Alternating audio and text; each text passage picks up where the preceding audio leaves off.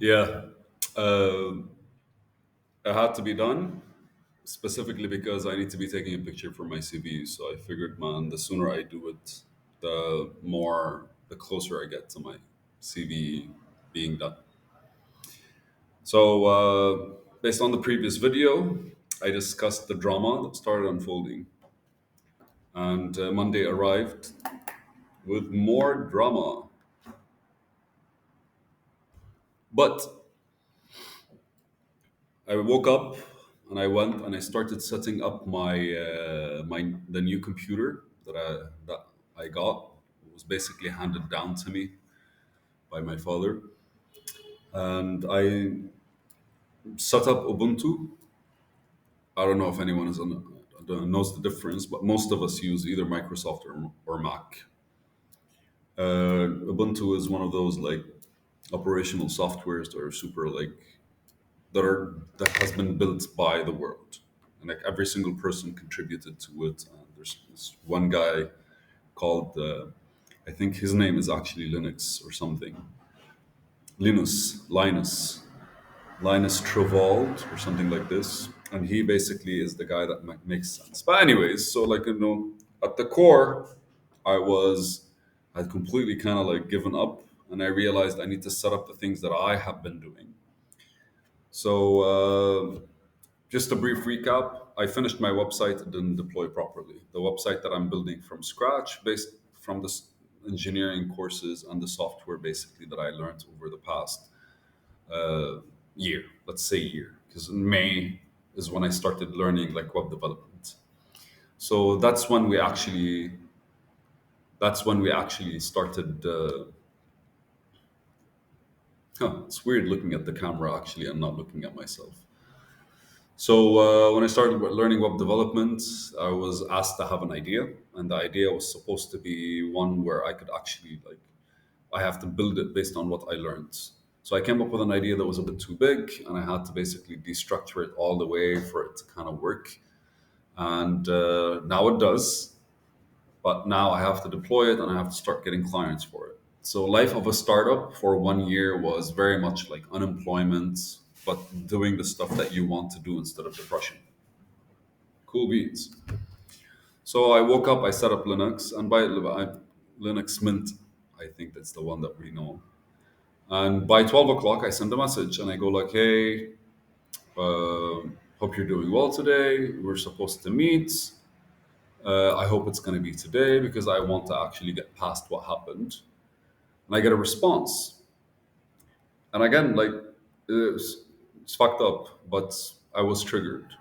And I was triggered like in a very like, not me losing my shit way, but more like, when you're like imagining a response and suddenly you feel like you're anxious and your heart's beating fast and you're heating up even though you're sitting in air conditioning. That kind of triggered. So I message and I go like, hey, I hope like we'll be able to like meet and get past things. And the response was this. The response was, how are you doing? First things first, I have read your email from Friday and I have decided that it never happened. My God, my God, was very much like an expression of arrogance. That's how I saw it. Because ultimately, I sent him an email apologizing. And even though it would have been nice for him to apologize, I wouldn't have accepted the apology. I would have just thanked him for it. But he literally was like, uh, I've decided it never happened, which means I have to decide what happened the day before and never happened. And I have to decide the way he spoke to me and the way he reacted, and him agreeing that all I said was relevant, but I offended him because I said it a certain kind of way, also never happened. And that the whole of last week was not wasted. So my response was, thank you for like not wanting it to happen, but it did. And I sent the email. And I know it happened, and I know what happened the day before, and I know why I sent the email. So I really think if you're going to like take a step forward, you have to approach it differently. Fun. His response was, I decided that I'm coming to the country. So he decided, I don't know if he's coming for me or he's just coming into the country. And he said that we'll meet. I'm like, oh, perfect. I really hope you're planning on registering a company. And his response was, it's a shame that you're deciding to do these things and waste what we're trying to build, blah, blah, blah, blah, blah, blah, blah, blah, blah. My response was, I am so sorry, my man. I made it clear. Since I don't know what I have to do, I really need to like have some form of documentation that protects me, guarantees I have a job for all the good reasons. Opening a bank account, like I'm in Lebanon, dude. Lebanon sucks. Like you can't do stuff unless you actually are doing stuff. So so it goes like it's not gonna happen. Are we gonna meet or not? And my response was, I'm sorry, my man. This is not gonna happen on your terms anymore. And let me know what you want from me. You did basically. I have set up a whole lot of things, and let me know if you want access to the accounts and what you want and all these kinds of stuff. And his response was, "So be it." Again, it's not. I don't know, man. Should I have reacted differently? Should I have responded differently? It became a lot easier for me to just like release him and be like, "No, it's fine, man. It's fine." Like, it doesn't seem to be working out. It's happened before. It happens all the fucking time.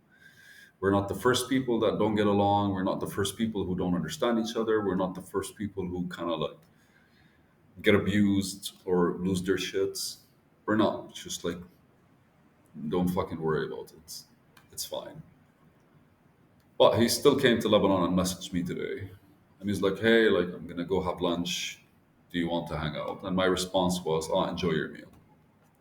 Because what the fuck are we going to talk about, man? If not the company. And then to reopen a discussion that's kind of like, would you trust somebody who changes his mind? Would you? I mean, that's why the law was created. Law was created because the regulations that people had to adhere to became very flaky. So rules started being put in place, like, hey man, this and this and this. And it's funny because like it takes me back to a book I read. It's called the Tao Te Ching, and Lao Tzu, which literally translates to old man in like ancient China, wrote this book. It's one of those analects that have survived 4,500 years, 5,000 plus years. He existed at a time where everything was just like beautiful and society was constructing itself. So, philosophically speaking, the guy was like, the more laws are created, the more laws that are created by the government, and fuck freedom, the deeper morality sinks. And his logic is this is like a no. If I really have to hold you onto a written agreement and have other people interfere when you said something or when you did something that's kind of like immoral, if I have to state it, it literally means we no longer are on that level of morality.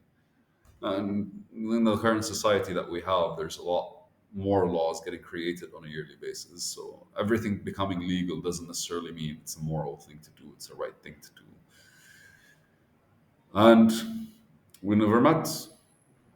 He said he's staying 2 days. He might contact me tomorrow. Part of me wants him to contact me just so I can reject him, man.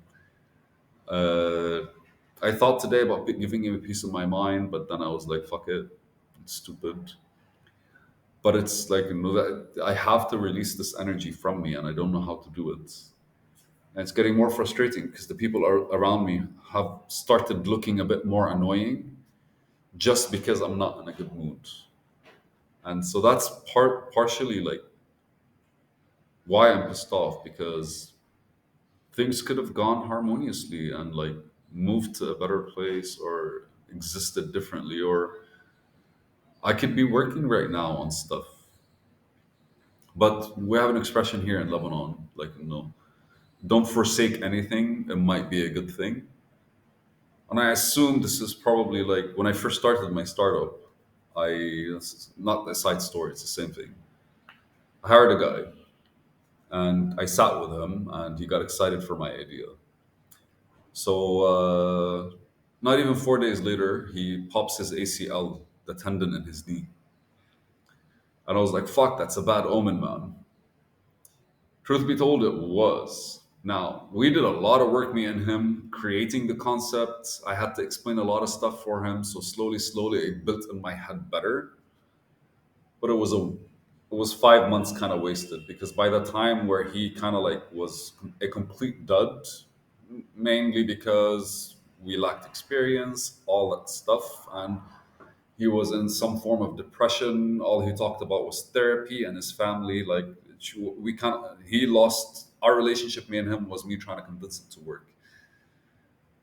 But then when he finished, I started coding, and I had to redo the code all over again. And ended up finishing in a couple of months and finishing my website. And it started making me think because I was starting to build my website, and then a couple of weeks down the line, he showed up. So I could have contained that momentum, and right now I would have a fully functional website deployed with actual clients. So maybe it's the same thing because I said yes on in May when they actually told me that when the guy told me that he wanted to open an actual e-commerce business. I got excited for the learning curve and the stuff I will learn because that's the marketing I will be using for my own platform. Because you have to market your shit, or else how will people find it? And as I proceeded, I learned the stuff that I wanted to learn, and then the whole getting to actually work part became a bit more exciting. And now it's gone, which is basically me taking a step back from what I wanted to do, what I'm supposed to do, and coming back to the center of it. And now I have to like, it kind of has to rebuild towards continuing my own like project. A blessing in disguise indeed, although I'm left without an actual job. So now I have to like apply for work in order to sustain a living and eat and pay for my rent. Yeah, I'm already planning no electricity next month, so wish me luck. It's fine. I think it gets colder over the next couple of months, so I can survive a couple of weeks without air conditioning. Later, video number 9.